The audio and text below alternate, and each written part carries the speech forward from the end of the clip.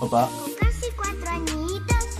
es como despacito voy explorando sobre el camino. Your air conditioner Estamos viendo un videito random. Iba a decir rancio, pero no es rancio, es random. Random de YouTube sobre Hong Kong y por qué es una heladera gigante, básicamente. a giant refrigerator. That's right. Despite its hot, humid subtropical climate, the city remains an icicle all year round. But what do I mean by this? Well, Hong Kong has a bizarre problem. It has developed an obsession with air conditioners so extreme it no longer makes any sense. Winter coats are needed during the sweltering summer. ACs are blasted in the midst of winter. All throughout this densely populated metropolitan, you'll see the signature sites of white Para mí fue como mucha información en muy poco tiempo. cooling boxes littering the residential landscape. And commercial buildings aren't better. Tourist publications have warned travelers of Arctic shopping malls and icy restaurants, with Lonely Planet cautioning temperatures are set so low you may find your extremities turning blue.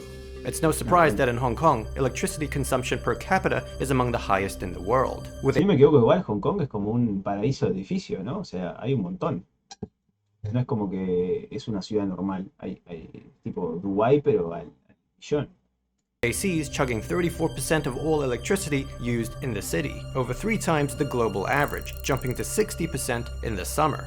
If you live in a typical Hong Kong or American home, it uses more electricity than your lights, refrigerator, and computer combined. This makes it the biggest consumer of electricity you own, and the single largest household producer of carbon emissions. Now, there are many countries around el the tema de la pollution, de la contaminación, está complicado. world that use and abuse their air conditioners. Singapore, Japan, Saudi Arabia, the US, to name a few. But Hong Kong, the city I grew up in, takes all this to a whole new La ciudad en la que crecí dijo. Ah, está bien, porque la introducción era media como asiática, ¿no? Estoy quedando horrible en este video, pero bueno. level. So this raises questions. Why are there so many ACs? Why is the temperature set so low? And strangest of all, why can't they just turn it off? With Hong Kong, the answer is never simple. But let's start at the beginning. Blast off. 1935. This was when the old Hong Kong and Shanghai Bank building was completed, the head office of HSBC. At the time, this was the tallest building in Hong Kong, 70 meters, which is hard to imagine now. Despite its grandeur, this wasn't enough for HSBC's chief manager, who had asked the architects to build him the best bank in the world. To him, this meant centralized air conditioning, a first in Hong Kong. And so, well, HSBC's head office became the nation's first fully air-conditioned building. But it wasn't until almost 40 years Dígame si no parece como la central de un villano de película, donde hay una película dramática. that office became the nation's first fully air-conditioned building. But it wasn't until almost 40 years later, in 1972, that ACs made the leap from commercial to residential. Until then, much to the chagrin of manufacturers, ACs in Hong Kong were usually found in offices and retail centers, with most people simply using electric fans. Yes, Hong Kongers at one point had to be convinced that ACs were a necessity, rather than a luxury, if only that were the case now. Hay Apparently, un montón de personas ahí.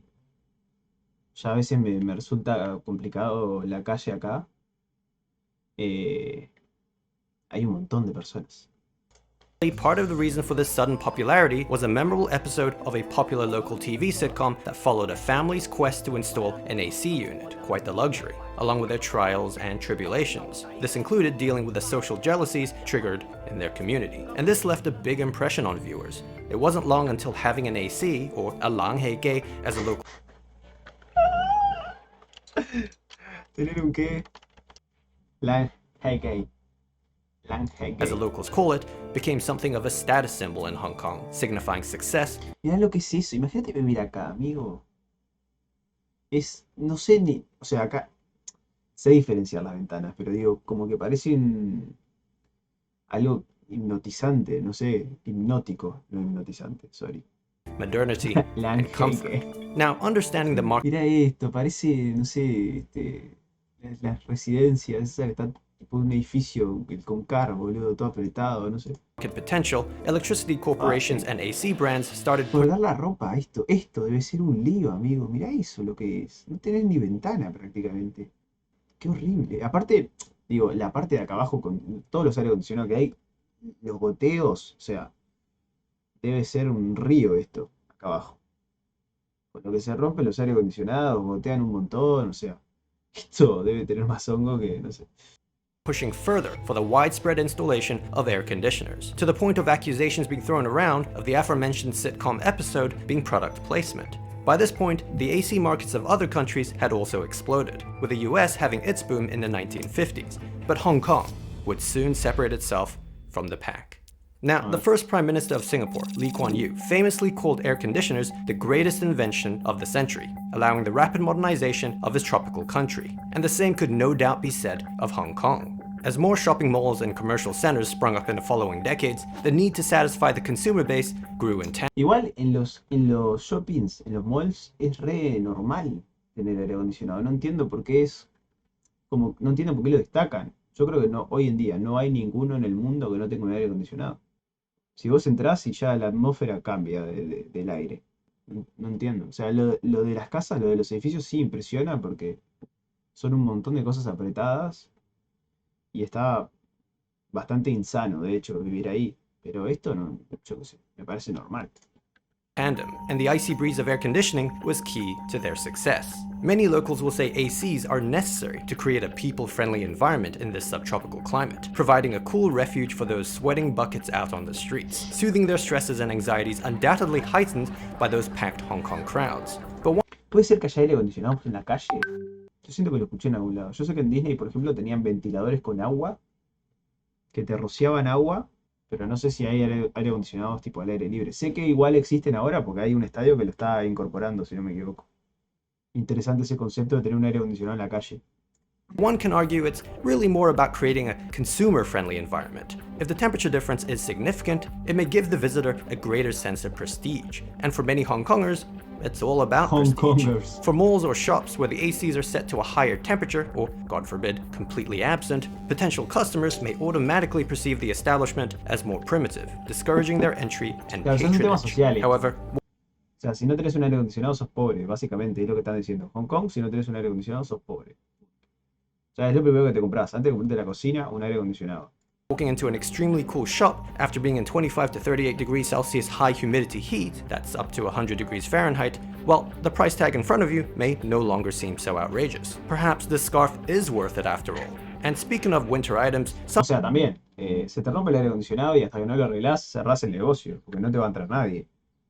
some have said Imagino. ACs are intentionally turned way down to push the sales of sweaters, coats, jackets, scarves, and the like. Essentially, an effective way of promoting their winter sale. Now, the Hong Kong government officially recommends that room temperatures be maintained between 23 and 26 degrees Celsius in summer and between 20 and 24 degrees Celsius in winter. But not surprisingly, many commercial centers have failed to follow these guidelines, with temperatures frequently dropping well below the government's stipulated minimum. Some of the worst offenders include the most popular and luxurious of shopping destinations, including the landmark Pacific Imagínate entrar a un lugar que tenga el aire a 17 todo el día.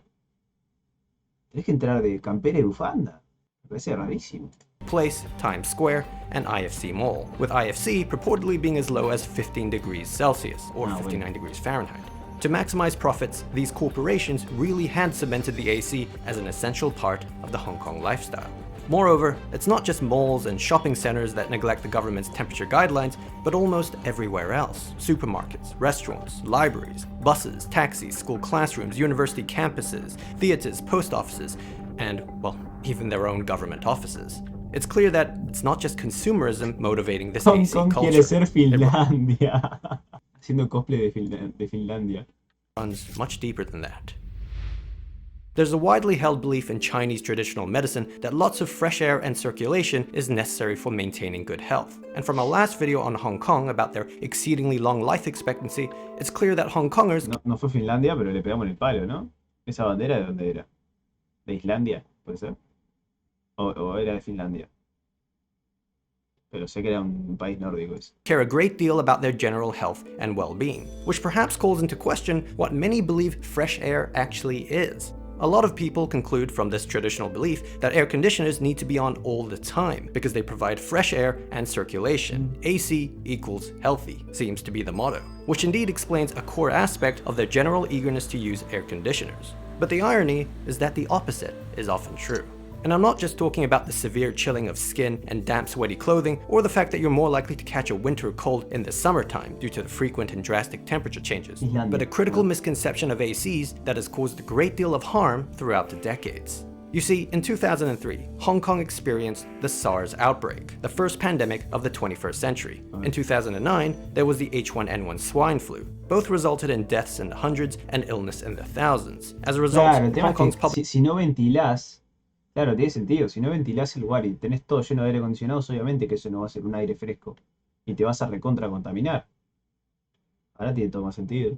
health system implemented several public policies to prevent similar incidents from happening in the future. This boiled down to wash your hands, quarantine, wear a face mask, I'm sure these are all sounding quite familiar, and increase indoor air circulation. Now, that last one tapped into what had long been ingrained. If more indoor air circulation was needed, then that meant cranking the AC harder, longer, faster, colder. AC equals healthy. The outbreaks only further entrenched this mindset. Of course, the problem with all this is that infections actually spread more swiftly in cold conditions. In fact, the transmission of SARS largely occurred in well air-conditioned environments, low temperatures, and low humidity, with one study finding the risk of SARS in Hong Kong to be 18 times higher in lower temp conditions. In addition, there's actually technically very little air cleaning involved with ACs, as mesh filters fail to catch bacteria, viruses, and the numerous pollutants from the outside air. And we all know Hong Kong's outside air isn't exactly fresh. Worse yet, many large commercial buildings actually turn off their fresh air handling units in favor of recirculating the already chilled air through the system,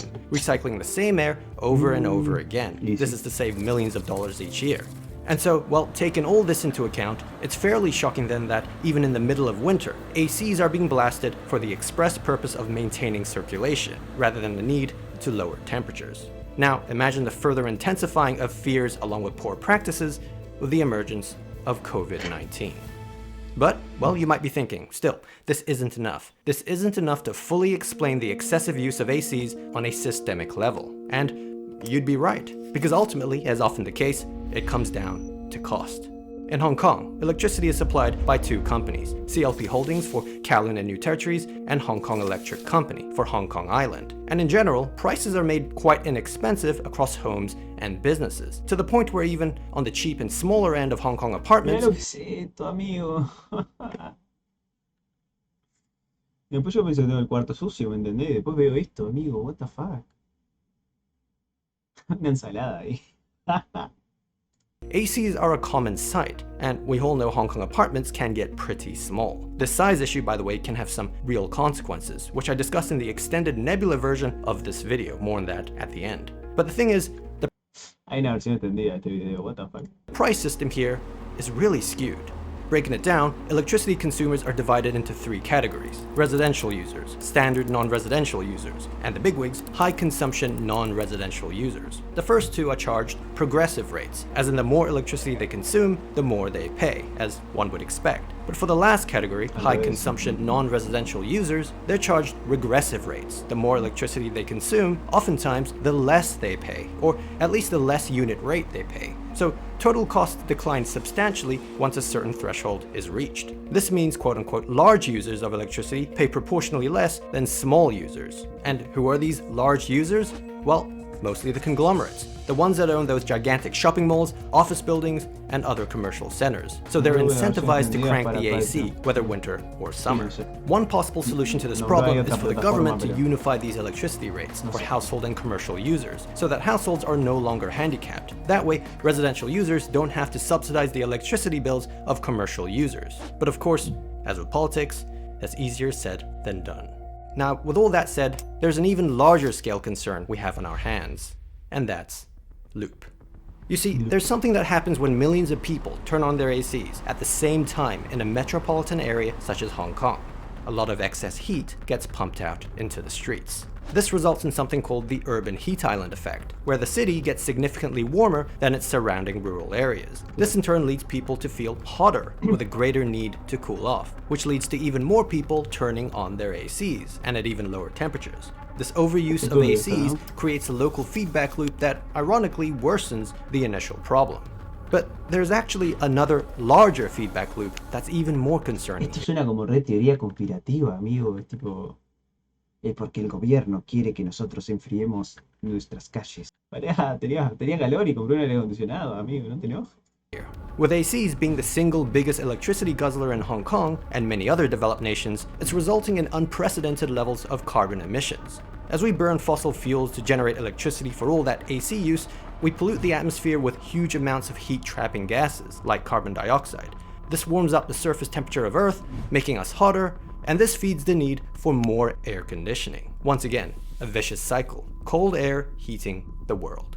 This is the awful irony we're facing. And obviously, it isn't unique to Hong Kong. Looking at surrounding countries, this growing dependence on cooler air has already made the Asia-Pacific region the largest global air conditioning market, selling roughly as many units as the rest of the world combined.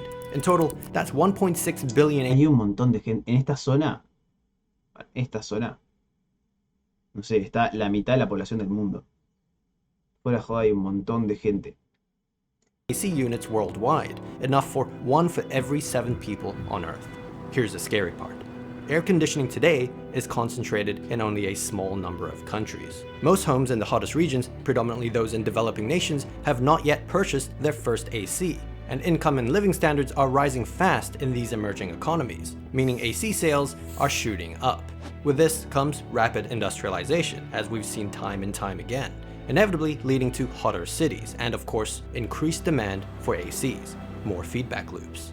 At this rate, worldwide electricity demand for cooling will more than triple by 2050, with 2 billion tons of carbon dioxide released annually. This translates to 5 billion AC units in operation around the world, making them as ubiquitous as mobile phones today, with China, India, and Indonesia accounting for half of the total number. We are on an ever-worsening trajectory, with the solution most people turning to being part of the problem. Now, fortunately, there's a sustainable path to the future of cooling that doesn't involve taking everyone's air conditioners away, but it's going to be difficult. Installing more efficient Es cooling el momento donde se ponen a fabricar ahí con Tesla, ¿viste? Oh no, porque esto no hace para el medio ambiente. systems Cómpranos. is the place to start. With air conditioning relying on century-old technology, it's perhaps unsurprising that they're often energy-intensive. However, innovative new technology is leading to far more energy-efficient units, and a more efficient system leads to less waste heat being pumped out into the streets. This could cut energy demand in half by 2050, taking a huge chunk out of future emissions. Unfortunately though, today's consumers are just not buying the most efficient air conditioners, instead weighing up other factors like cost. Yes, not everyone can afford a top-shelf energy-efficient unit with the latest tech, but people often forget that the least efficient ACs end up being more expensive in the long term due to higher electricity bills. But electricity isn't the only concern here. Air conditioners also contain refrigerants, known as F-gases, that leak out little by little over Escuchá, en time. realidad, And F-gases a ver, esto, si es un problema real, el gobierno tendría que decir, bueno, mirá, de acá a acá no se puede comprar y tenés que comprar todos los de mejor calidad y si no tenés plata para comprarlo, no lo comprás. O sea, tiene que haber una regulación estatal, básicamente. La solución para todo es Elon Musk.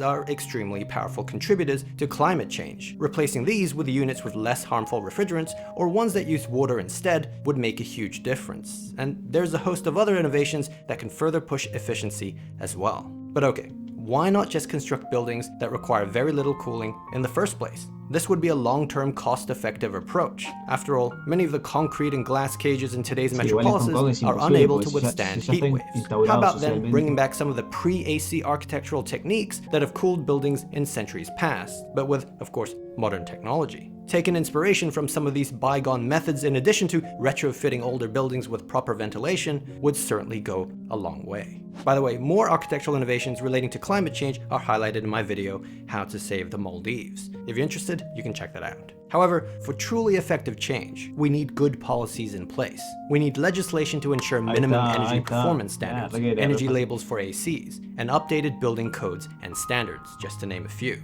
Unfortunately, it seems to have escaped the notice of most governments today. Even in countries who do set minimum efficiency standards for ACs, they're often outdated and unenforced. This certainly is the case for Hong Kong. If only government policies kept up with the times, it would quickly and greatly assist in influencing the kinds of change that the severity of the crisis demands on a systematic and global scale. Now, as for action we can decide to take ourselves, well, there's always reducing or eliminating our dependence on ACs. Even one voluntary night without air conditioning can be important for influencing future behavior, as well as esto igual es muy relativo. O sea, si bien es cierto lo que dice, no es que yo ahora dejo de usar aire acondicionado y salvamos el mundo, ¿entendés? O sea, si bien el cambio individual es importante, creo que tiene mucho más sentido un cambio general a nivel de industria y a nivel político, creo yo. No sé. lowering carbon emissions, which is the whole idea behind the annual Hong Kong energy saving event dubbed No Aircon Night, organized by local environmental group Green Bueno, eso. Sense. Their latest event saw 90,000 households, 246 companies and organizations, 287 schools, and 49 universities take part. Now, that's a great start. But well, with air conditioning in Hong Kong accounting for 34% of its total energy consumption, as mentioned, over triple the global average, it's still very much a city wholly reluctant to give up its cool air. Hong Kong is a fridge of a city. But it's not too late to thaw. And it's not too late for the rest of the world. Our planet is at a crossroads. The United Nations climate body IPCC has warned we only have as little as 10 years left to avert our climate catastrophe. If we are to meet their recommendations to keep rising temperatures below 1.5 degrees Celsius, our addiction to electricity excess has to stop. And not just air conditioners, but any device running on fossil fuels. We need to get from 51 billion tons of total carbon emissions emitted per year to zero. Zero is what we need to aim for. And, well, that will be tough. In fact, everything we're suffering through right now with COVID may pale in comparison. It's been long warned by experts that a pandemic was virtually inevitable, but the world was hit unprepared. Now, they're saying the same with climate change. Will this be any different? Only time will tell. But if we start now, allowing science and innovation to lead the way, and making sure our solutions reach the poorest and most vulnerable, we might just make it through this time without catastrophe. This video was created in partnership with Bill Gates, inspired by his new book, How to Avoid. Le mete el chivo a Bill Gates. Le dice, no, ahora compren no sé qué de Bill Gates, que él no usa aire acondicionado. Un grande el que entró.